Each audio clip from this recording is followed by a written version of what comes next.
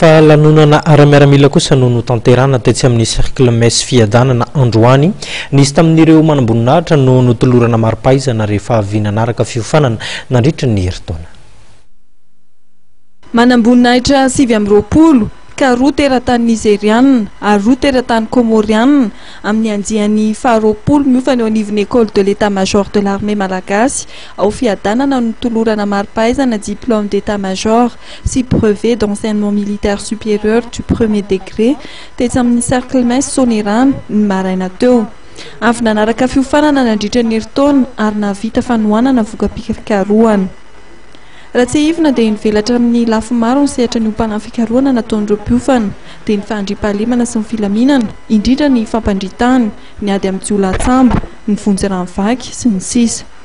Arak'izany dia afaka mitana andraikitra eo anivon'ny ratsamangikany état-major ary ny fitantanana ny fibekonan'ny régimenta ireo nahavita fiofanana. Dingana lehibe eo amin'ny asany manamboninahitra ny fiofanana eo anivon'ny école d'état-major ary eo ampelantanan'ireo mpiofana ny fitaovana enti-miasa hanompoana amin'ny firenena araka ny ambaran'ny général Rasofinirina Benik Xavier lehiben'ny état-major général ny tafika malagasy. Tsy tapitra hatreo amin'ny fiofanana nefa ny fianarana fa tokony hotohizana hatrany satria ezaka ny fibaikoana eo anivon'ny tafika malagasy izay tokony hanaraka ny etika sy ny déontologie militaire mba ho totombotsoa amin'ny firenena. Kely hatramin'ny hoe sehatra ny Chine aloha vetivety ohatrany fantatsika ny zavatsara ny fandehany sekoly fampianarana ambony io ho an'ny manamboninahitra zany zokony zany hoe kapiteny ohatran'ny 9 taona ka hatramin'ny colonel zany hiatrika didy eo anivon'ny état-major na vondrotafika io na amin'ny régimenta na amin'ny état-major général.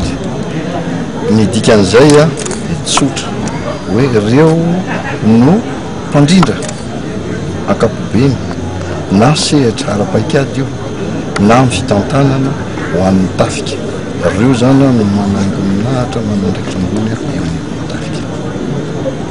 Ny an'ny firenena amin'izay zany dia amin'ny sehatra ny fandriam-pahalemana io tafiditra zay. Ny an'ny firenena amin'izay zany amin'ny resaka hoe fampandrosoana tafiditra satria misy ataontsika hoe fitadavana vahaolana maromaro ny mémoire ny andraro tafiditra indray fampandrosoana. Tonga nanome voninahitra ny lanonana ny consul honoraire ny Niger miantso eto Madagasikara Andriamatoa Adbounou Abdourahmane sy ny attaché culturel eo anivon'ny Mahasuivo Comoriane Andriamatoa Ali Mohamed.